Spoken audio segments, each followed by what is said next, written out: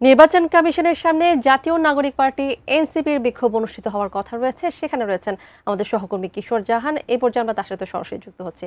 কিশোর, আমরা যতটুকু জানি যে বর্তমান নির্বাচন কমিশনের প্রতি অনাস্থা জানিয়ে ইসি পুনর্গঠনের দাবিতে আজ তারা বিক্ষোভ কর্মসূচির ডাক দিয়েছেন। আপনি সেখানে আছেন, এখনকার পরিস্থিতিটা আমরা একটু জানতে চাইবো, সেখানে কি অবস্থা দেখছেন?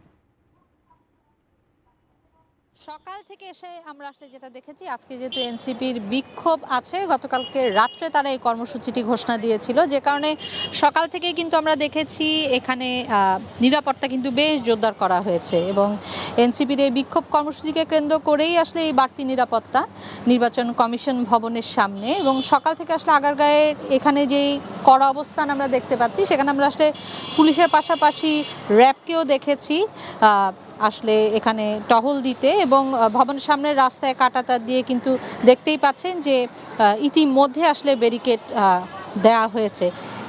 গতকালকে আসলে যে ইস্যু নিয়ে আজকের এই বিক্ষোভের ডাক, সেটি কিন্তু আসলে ঢাকা দক্ষিণ সিটি কর্পোরেশনের বিএনপি সমর্থিত মেয়র যিনি ছিলেন যে ইশরাক হোসেন, এবং আদালতের রায়ের ভিত্তিতে মেয়র ঘোষণা করে গেজেট প্রকাশ করা ইসির ভূমিকার প্রতি বিক্ষোভ প্রদর্শনের কর্মসূচি হিসেবেই কিন্তু এনসিপির আজকের এই বিক্ষোভের ডাক। এবং এছাড়াও অ্যান্টিব্যাকটেরিয়াল অ্যাডিটিভ যুক্ত সেরা ওয়াটার ট্যাঙ্ক বিশুদ্ধ পানিতে ব্যাকটেরিয়া জন্মাতে দেয় না।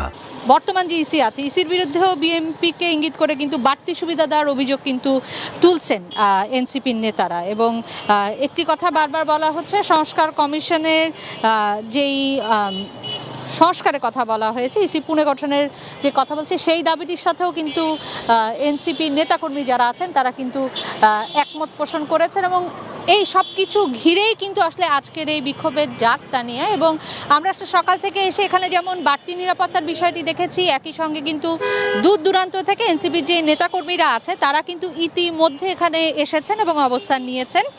যদিও সকাল 11টা থেকে আমরা শুনেছিলাম এই বিক্ষোভ কর্মসূচিতে ওনারা থাকবেন, তবে পরবর্তীতে সেটা 12টায় নিয়ে যাওয়া হয়েছে এবং 12টা থেকে মূলত তাদের বিক্ষোভের যে আয়োজন বা যে আনুষ্ঠানিকতা সেটা হয়তো বা হবে। তো এখন পর্যন্ত আসলে পরিস্থিতি যদি বলতে হয়, তাহলে বলতে হবে নির্বাচন কমিশন ভবনের সামনে নিরাপত্তাটা যেমন জোরদার করা হয়েছে, এবং এনসিপির নেতাকর্মী যারা আছেন তারাও কিন্তু আসলে একটু একটু করে জড়ো হচ্ছেন এই কমিশন ভবনের সামনে। যদিও এই মুহূর্তে আসলে বিক্ষিপ্তভাবে ওনারা ছড়িয়ে ছিটিয়ে আছেন। হয়তোবা নির্দিষ্ট সময় যেটি দেওয়া আছে 12টায়, সেই সময় হয়তোবা সব নেতাকর্মীকে আমরা একসাথে হয়তোবা দেখতে পারি। তবে তার আগ পর্যন্ত এখন যদি এখানে পরিস্থিতি বলতে হয়, তাহলে বলতে হবে পরিস্থিতি ঠান্ডা, তবে কিছুটা তো আসলে টানটান উত্তেজনা থাকে। এবং নিরাপত্তা যেহেতু জোরদার করা হয়েছে, স্বভাবতই প্রশ্ন উঠছে যে আসলে বিক্ষোভ কর্মসূচিটি কেমন হবে। 12টায় যেহেতু সময় দেয়, আসলে তখনই তা নিয়ে বলা যাবে যে ওনাদের পরবর্তী কর্মসূচি কী, কিংবা আরও কোনো দাবি দেওয়া বা আছে কিনা আসলে এনসিপির পক্ষ থেকে, তখন হয়তো বা তাদের নেতারা সেটা বলতে পারবেন। তানিয়া।